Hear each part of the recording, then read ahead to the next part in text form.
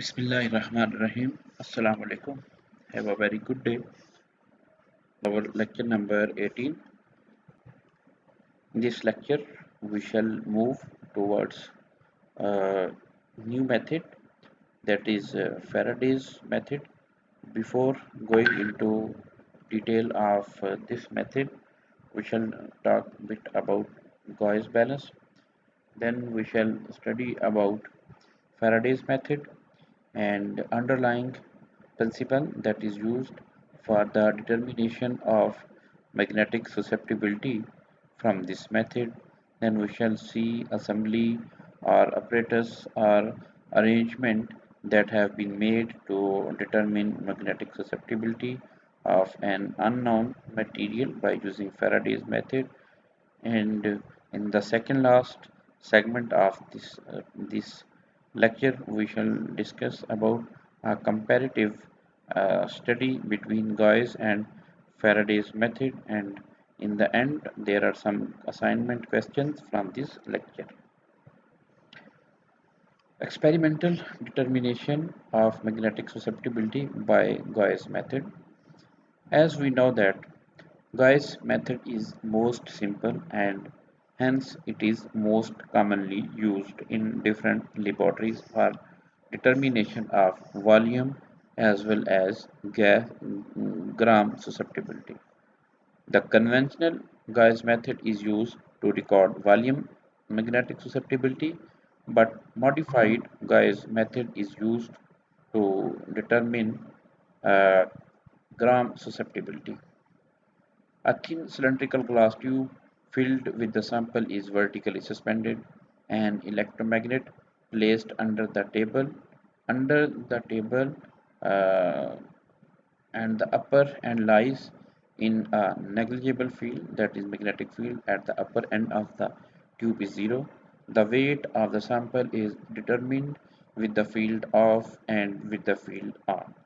Similar determination is also made with the same sample tube so as to allow for a diamagnetic correction of the glass tube. This slide is usually an extra addition in this lecture, but I added this material to make a connection between previous lecture and this lecture. Gram susceptibility is equal to volume susceptibility over density. That means we can write psi g is equal to psi over density. In this equation that we find after integration, force is equal to cross-sectional area into psi, but here we have mentioned G as a subscript. There is a little bit missing in this slide, but that's why I am going to repeat the factor at the top left hand side. With now, since there is written psi G, and in the second equation after capital A, the factor is psi G into D into half of h square minus h naught. As we know, density is equal to mass over volume, so we can write since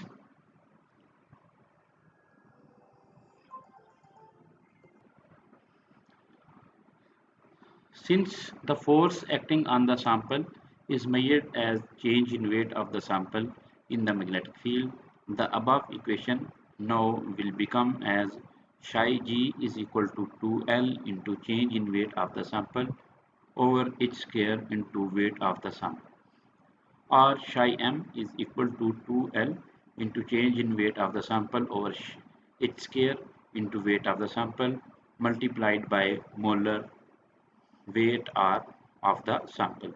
It means this gram susceptibility can be converted into molar susceptibility by just multiplying with molar weight of the sample. The quantity 2L over h square is called tube calibration constant. This constant is first determined by taking a measurement on a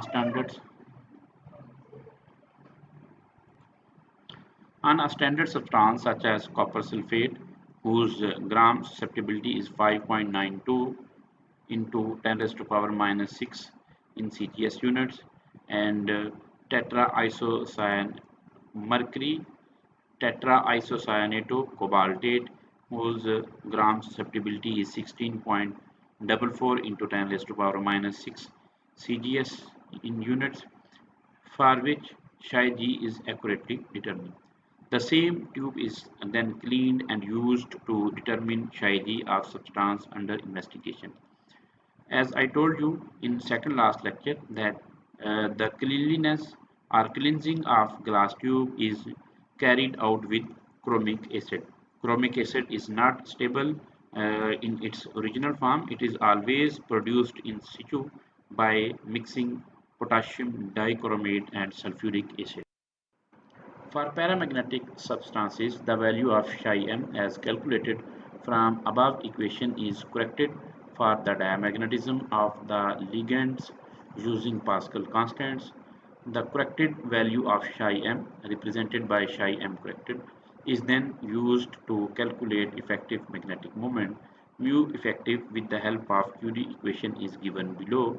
Mu effective is equal to 2.83 under root of psi m corrected into temperature minus theta. This is actually Curie V's equation in Bohr magneton. Working of Gauss balance. The specimen that may be a pure substance or substance whose magnetic susceptibility, magnetic properties are to be found in the form of solution, liquid or powdered solid is filled in the tube to the known volume. So this method directly gives us volume susceptibility. It means for the measurement of accurate value of paramagnetic susceptibility or magnetic susceptibility, we should fill up different materials in similar manner of packing. Usually, we need a comparative analysis or comparative study of various substances. So, if we pack one substance loosely and fill other substance very tightly, then we will not be able to determine their accurate volume susceptibility. And this is also a drawback of this method. The tube is supplied in such a way that lower end of sample is in the center of magnetic pole, where a fairly uniform and constant magnetic field is maintained by an electromagnetic field. When a magnetic field H is applied to the sample, it is either attracted or repelled by magnet, and its weight is apparently changed. That is, the tubes become heavier if the substance is paramagnetic, or the tube may become lighter if the substance is diamagnetic in nature. The force of attraction or repulsion experienced by a sample can be counterbalanced with the weight in the other pan of the balance. As I told you that just like a classical balance, if the right pane of magnetic field of the chemical balance is going upward, then we shall place a small weight that will uh, until the balance is balanced. So the force given by the expression that force is equal to half psi v a into h square minus h naught. What is F? F is force acting on the sample in the presence of applied magnetic field. Psi V is volume susceptibility. A is cross-sectional area of tube because all the apparatuses which are used for the measurement of magnetic susceptibility, they don't have exactly similar glass tube. Some samples have glass tubes with narrow diameter and some will have some tubes with wide diameter. So it is necessary to mention the volume inside the mathematical expression. H is applied magnetic field at the end of poles, which is negligible, and H is magnetic field at the center of applied magnetic field. As we uh, mentioned that the magnetic field in the upper end of tube is negligible. So when it is negligible, then we can eliminate H naught from the equation. So the equation mentioned on previous slide will become equal to half psi v a square. The force is counterbalanced by an apparent change in balance.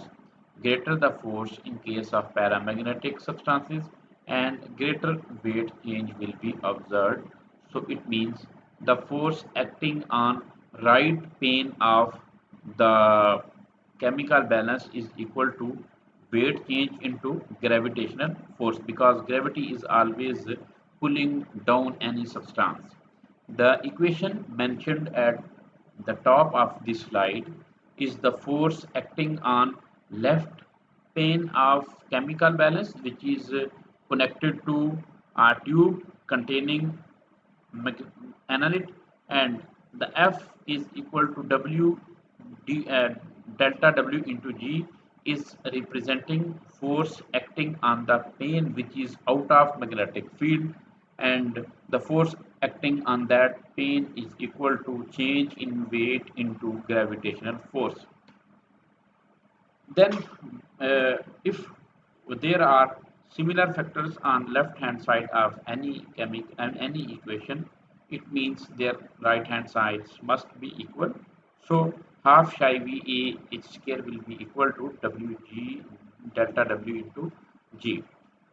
And from this factor, from this equation, we will take H square at left hand side. So the factor will become 2G W delta W over psi VA. These values are comparatively not absolute, so calibration always required here. Calibration therefore required, so it can be done by using some standard samples. The strength of applied magnetic field is difficult to measure, not accurately, but we we can uh, command the electromagnet to some strength of applied magnetic field. Now, at last or at least, we are going to switch the second way of measurement of magnetic susceptibility, that is Faraday's method. This is a basic method that is slightly different from Guy's method. In this method, inhomogeneous mixture is used, while in case of Guy's method, homogeneous mixture is used. As far as principle of this method is concerned, if the poles of a magnet are inclined not straight towards each other, then there is a production of an inhomogeneous magnetic field with an axis of symmetry. Here is a schematic representation of Faraday's balance. But before going into schematic representation of Faraday's balance, first you look at the right bottom of this slide. In this bottom, you can see the two poles of a magnet that are placed right angle to each other. That is the arrangement of gas bands. Now we shall move towards top left of this diagram. You can see the two poles of magnet are not straight away to each other. They are inclined towards each other, and sample is placed somewhere in the center of uh, this diagram. These inclined magnets produce an inhomogeneous magnetic field. Appropriately shaped pole pieces. An inhomogeneous magnetic field may be obtained with more convenience between appropriately shaped pole pieces. Faraday's balance using vertical suspension from a silica spiral spring. As you can see, there is at the top of this diagram there is a mechanical control, and you can see there is a spiral silica cord which is used to hold the sample, and sample is shown with an arrow as somewhere in the middle of this inhomogeneous magnetic field. Sample in small amount, while Guy's method sample while in Guy's method larger amount of sample is required. So in this diagram again you can see the poles of magnet are not facing each other, rather they are placed at an inclined angle to each other. This is actually the difference between Gauss and Faraday's method, because in Gauss method homogeneous magnetic field is produced, but in Faraday's method an inhomogeneous magnetic field is produced. Tension creates in the spring in case of paramagnetic substances, then mechanical control up and down, and we can find force acting on sample due to magnetic poles. In Guy's method, we have a simple chemical or analytical balance, and we place some small weights on the right plane of the balance to observe any weight change. But in this case, we have a mechanical control or scale, and the needle moves or slides up and down, and from the scale that is attached to the needle tells us about change in weight. In this case, we don't find weight change in the case of Guy's method, but here we directly find a force acting on the sample. Relaxation of the spring in case of diamagnetic substances, and find their force acting upon it by magnetic pole indicating mechanical control.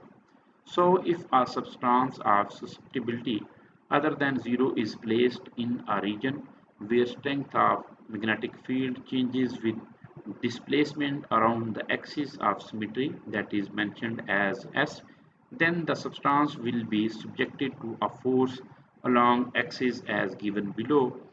F is equal to mass into gram susceptibility into applied magnetic field into uh, derivative of applied magnetic field over derivative of center axis of.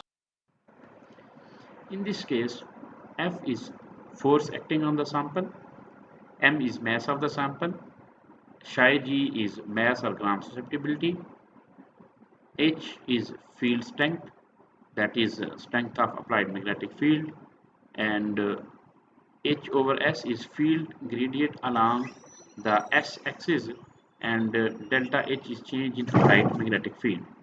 Field gradient refers to variation in magnetic field with respect to position, and again the same diagram is presented here. The same diagram is represented here, but one thing has to be mentioned then, that is the S, that is axis center of symmetry. This method was conveniently used by Marie Curie in his classical studies related to magnetism. He studied changes in magnetism with temperature. For his correlation between magnetism and temperature, Curie uses the basic idea of Faraday's. Now we shall see a modification of Faraday's method. This modified method is known as Sugg-Smith's modification. This modification was made by Sugg-Smith, so it is called Sugg-Smith's modification. The sample may be mounted or attached on a torsion arm, which shows relaxation.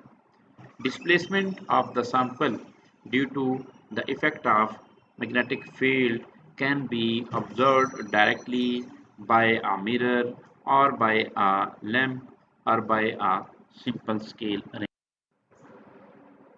In this In this slide, you can see at the bottom there are poles of magnet, and the dotted line that is vertically shown in this diagram is and at the end you can see there is a small rectangular solid portion that is showing uh, the sample. The torsion arm not region only relax or contract, and you can see there is a ring or brain, and you can see there are some two mirrors. So whenever there is a right or uh, left movement in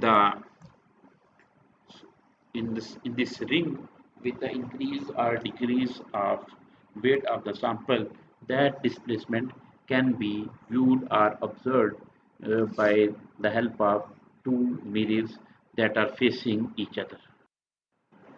Ring shows clockwise or anti-clockwise movement to give information how much sample attract or repel. Movement less in case of diamagnetic case, so less displacement covered. Movement greater in case of paramagnetic, so paramagnetic case, so greater displacement is covered. Advantages of Faraday's method. Now we shall come towards difference or comparison of Gauss and Faraday's method. Gauss method, the principle is apparent weight of a substance in air is greater in the presence of applied magnetic field than the absence of magnetic field. यानी paramagnetic का weight increase हो जाएगा और diamagnetic material का applied magnetic field की presence में wait decrease हो जाएगा। जबकि जो फैराडेज का प्रिंसिपल है, इसमें जो मैग्नेट्स हैं वो मैग्नेटिक पोल्स जो हैं वो एक दूसरे के साथ इंक्लाइंड एंगल पे हैं, so that to produce an inhomogeneous magnetic field. Number two, Gauss method is based on weight balance, and Faraday's method, poles of magnet are inclined towards each other. Number three, homogeneous mixture is used because in Gauss method we record volume susceptibility, but in case of Faraday's method, no need for homogeneous packing. On inhomogeneous mixture can also be used. Gauss method is less convenient while Faraday's method is more convenient. It is less sensitive, Gauss method, while Faraday's method is more sensitive. Further guys method is less reproducible, क्योंकि हर दफ़ा हम एक तरह की packing नहीं कर सकते, किसी दफ़ा और जो है वो क्लोज पैक हो जाएगा, किसी दफ़ा लूज पैक हो जाएगा। जबकि फेराडेज मेथड जो है इसमें वॉल्यूम से फ़र्क नहीं पड़ता, इसलिए ये ज़्यादा रिप्रोड्यूसिबल है। Large amount of material is used, usually 1 ग्राम, जबकि जो फेराडेज में है वो 0.1 से 10 मिलीग्राम तक यूज़ है। अच्छा, ये रिपीट हो रही है बात, होमोजीनियस पिछली स्लाइड पे भी गुजर गया, इस स्लाइड में फिर से आ गया। It is easy for measurement at lower temperature, जबकि इट इज़ डिफ़िकल्ट, जो फेराडेज है इसको क्यूरी ने टेम्परेचर इफेक्ट के लिए डिज़ाइन किया था, हायर टेम्परेचर पे ज़्यादा रिजल्ट देता है। गाइस मेथड जो है वो लेस एक्यूरेट रिजल्ट देता है, जबकि फेराडेज मोर एक्यूरेट। अच्छा, force depends on packing of sample. Force is independent of packing of sample and depends only on total mass of the material used. Force can be related to volume susceptibility. In case of Faraday's method, force can be related to gram susceptibility. Gauss balance is a station instrument permanently set up on a bench since it requires a large, powerful electromagnet, while Faraday's balance is high temperature magnetometer ranging from room temperature to 1250 kelvins. Sample is placed in a glass tube, while in case of Faraday's method, we use a quartz capsule. The difference in weight denotes force acting on the sample, but in case of Faraday's method, we can directly record force acting on the material. For Gauss method, with minute sample, more errors can be produced. less chances of error in case of Faraday's method. Sample is in powdered form, but in case of Faraday's method, sample can be used in liquid or solid. Uncertainty in measurement is 2 to 5% in case of Guy's method, and there are uh, less than 1% chances of uncertainty in case of Faraday's. And at the end, there are some questions, that is, what is Faraday's method? Explain its principle, construction, and working in detail. Secondly, what are the advantages and disadvantages of Faraday's method? What is principle of Faraday's method, and why we modify Faraday's method. ये modification तो last slide में गुजरी है, लेकिन उस modification का वहाँ पर कोई एडवांटेज नहीं गुजरा, तो इस पे आपको थोड़ी सी एक्स्ट्रा वर्क करना पड़ेगा, सर्च करना पड़ेगा, तो इसलिए इनका जवाब ढूंढने के लिए आपको थोड़ी सी एफर्ट करनी पड़ेगी। इसके साथ मैं अपने लेक्चर को क्लोज करना चाहूँगा। Thank you so much for your patience. We'll see you in next lecture. Allah Hafiz.